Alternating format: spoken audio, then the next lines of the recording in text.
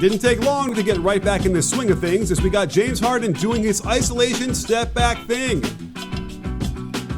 And Kyle Lowry taking charges in the lane. Really, Kyle? In a scrimmage? Okay. That also means we've got Russ playing the best ball of his career. Why? Because he's the shooting guard alongside Harden. Look at the difference when the Beard can create with penetration and allow Russ to attack from the wing off the catch. No one is stopping this lefty magnificence. And just look at the confusion Harden causes by doing that thing with the ball, dribbling. Lowry gets distracted by it, and it allows Russ to take advantage with the reverse. And that all means one thing, another edition of Friday Night Lights, giving you the best plays from last night in the NBA with X's and O's, the highs and the lows, and a little comedy show with that special B-ball breakdown spin. You in? We're in the bubble, and that spells trouble for the Rockets' transition D as the Raptors get their move on with only 4 seconds left. Lowry comes off the Ibaka pass protection, turns the corner, and floats into this one, and no need to call the bank, since this is just a scrimmage, am I right? And we got some of the good stuff from the Rockets offense, with the pin down into handoff to Harden, Ibaka hovers for a beat, Green's feet are fleet, and the play is complete. What a bunch of athletes. It's always important to give a Rocket some space, and that's what Harden's teammates get when he gets 2 defenders orbiting his planet. The Raptors should have aborted this mission as 2 players go to the roll man, leaving McLemore burning out his shoes up here alone. I know.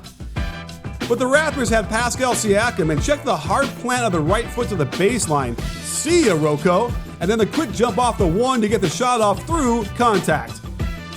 Plus, we've got some of what we coaches call fast break basketball. And friend of the breakdown, Fred VanVleet gets in the air before boop, dropping it to Siakam for the one-footed flush. But Russ comes down and takes his last dribble to three-point line before laying this thing up fast. And I like where your head is at, Russ. He's thinking dunk most of the way till he wisely goes for the finger roll.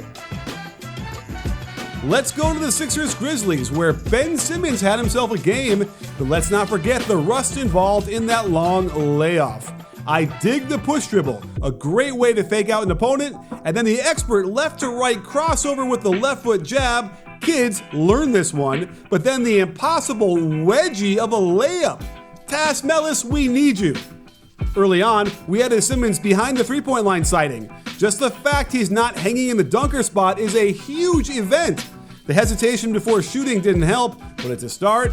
And I got depressed seeing him drift right back to that dunker spot on this possession, but wait for it.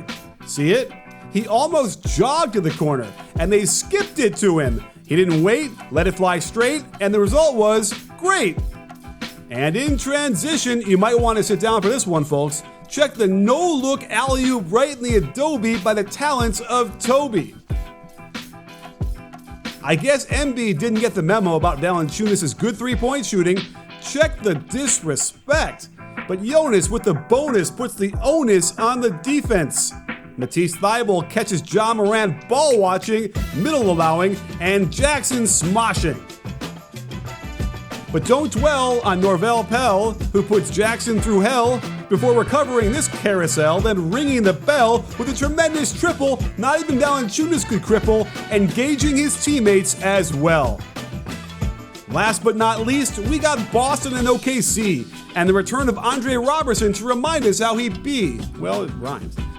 Of course, he gets this steal with his active hands, no problem. But watch what happens when he gets beat on this drive. Javonte Green's shot, meet the backboard. The backboard, meet the ball.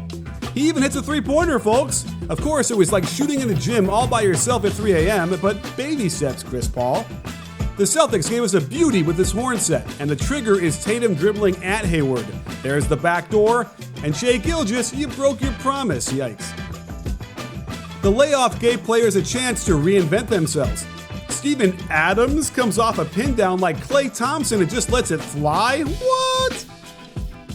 And then a spin move like Michael Jordan with all sorts of dribble drive technique.